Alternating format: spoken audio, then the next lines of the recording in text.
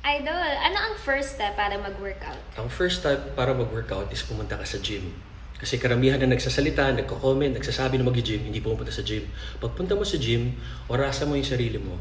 Pag-day mo ng time, mag-workout ka na. Kung wala kang alam, kung kumausap ka sa trainer or sa may-ari ng gym, pwede kang mag-day pass. Kumbaga, kung magbabayad ka or free siya na trial, tapos sumingi ka ng personal trainer, kausapin mo siya.